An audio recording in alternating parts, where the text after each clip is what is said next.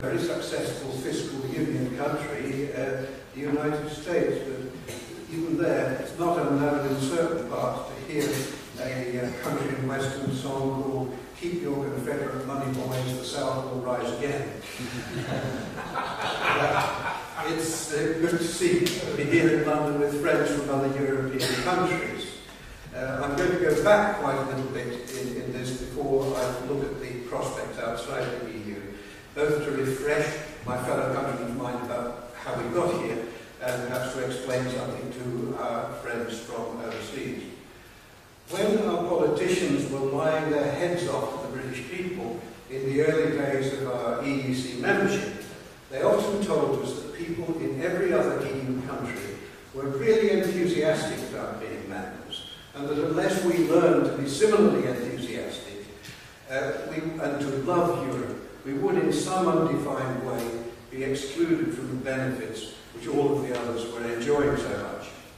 And in those days, before the internet, with the BBC and every national newspaper in favour of the EEC, apart from the Daily Worker, it was easy for the authorities to class everybody who doubted or opposed the European project as being merely nasty people who hated foreigners.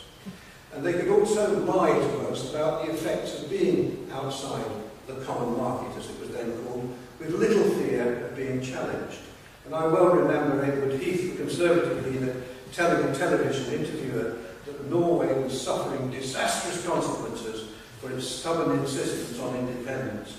And the interviewer nodded wisely in agreement because he was in the presence of incontrovertible authority. Well, thanks to our European friends and better communications, we now know whenever they lie to us, and they're doing it increasingly as the pressure of the insoluble euro crisis builds up.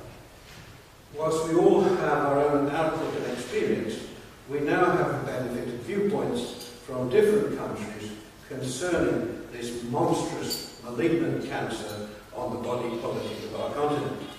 CIB was able to take advantage of this in our recent booklet, which is on the table at the back, entitled "A House Divided: Can Parliament Serve Two Masters, the Nation and the European Union?" Much of the booklet is taken up with a sketch of the process by which British people were deceived about the nature of the European project, which always was about the creation of a single anti-democratic European state. As contributions from both of the main British political traditions, but its jewel is undoubtedly the paper by Tony Cochran entitled "The Treaty of Lisbon, a Constitutional Revolution by Stealth." And when I read that, I realised we must get it into one of our publications. And this is the most brilliant précis of that complex document which I've seen, and of course it applies equally in every member state. The booklet's been sent to every member of Parliament and to the House of Lords as part of CIB's information programme. At last, more sitting MPs of the main parties are beginning to put their heads above the parapet and risk government displeasure. And part of CIB's job is to keep up the pressure in Parliament and other organisations. It is important to remember that the EU itself has not taken anything from us. All the powers over us, which it has acquired, have been given to it by politicians in our own countries, and it is upon them that we must direct our main fire.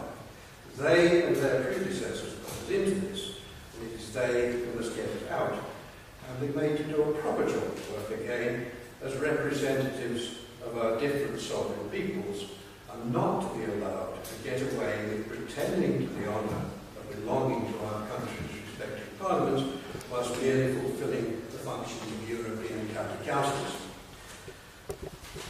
Another source of pressure here is the growing cross-party campaign for a referendum. We should be in no doubt of the resources and techniques of deceit which our country's foes will use if a referendum is called. It will not be a fair fight, and it will be at a time of the government's choosing. In the early 70s, British public opinion was approximately 2/3 opposed to EEC membership. Yet within a very short time, a clever public relations campaign by the government and by the European movement, which was bankrolled by the American CIA, was able to turn that into a 2/3 majority in favour of EEC membership. The papers about this are available at the Public Record Office.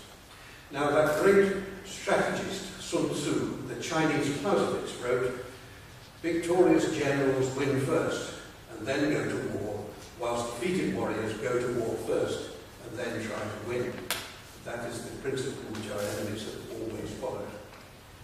CID is not in competition with any other pro-independence organisation, and as a long-established non-party group, we're ideally placed to help in researching the extent of the forces raged against our country's freedom and helping to bring together the democratic coalition to defeat them. The input from our European friends and knowledge of their experiences will play a vital role in this, both practically and by boosting our morale. It's great to know that we're not alone, but part of a wider movement to return the nations of Europe once more to democratically responsible government. And thank you to our foreign colleagues very much for their example and fellowship in this great cause of getting our country back.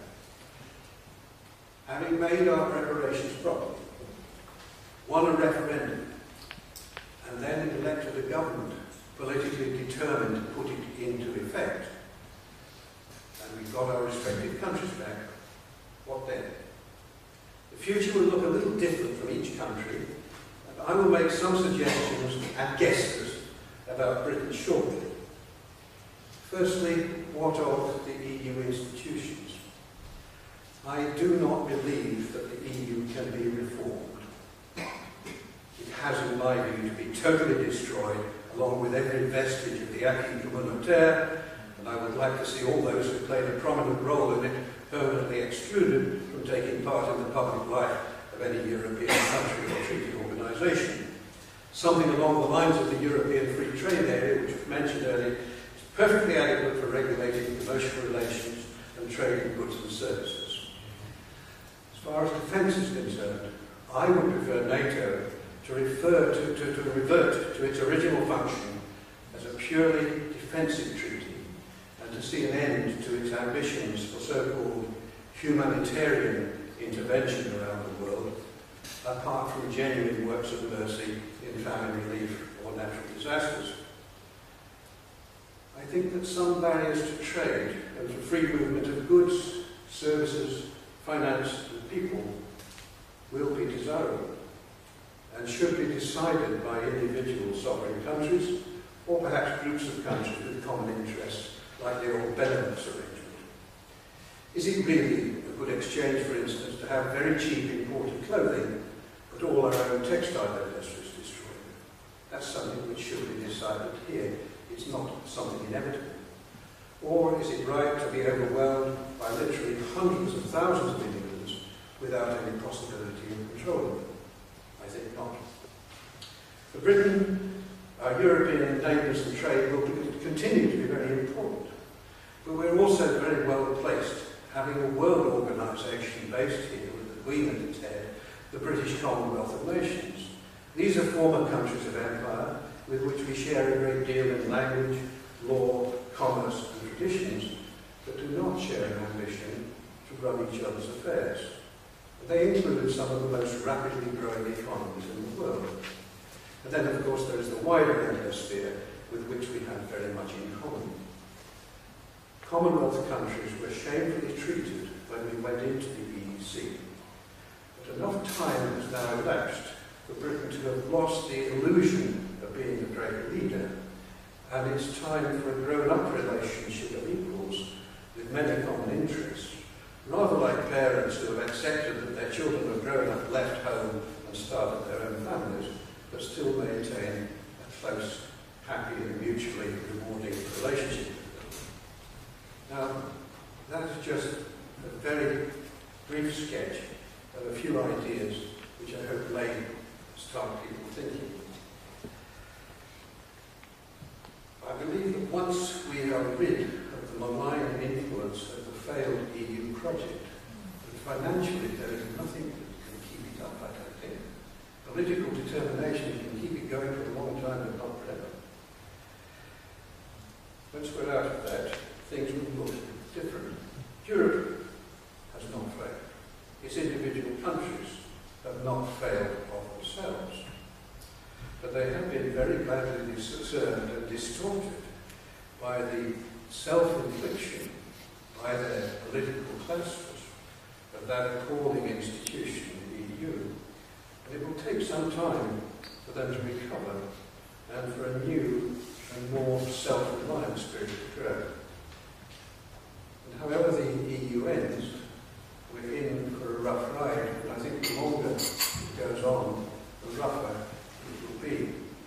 But eventually, a Europe of freely cooperating democracies will be far better able to cope in all its diversity than the rigid, top-down, authoritarian structure which we now see, I believe, approaching its death throes. But we do have to beware. We're still in considerable and great peril. The European Union is a wounded beast, and wounded beasts are very dangerous. Thank you.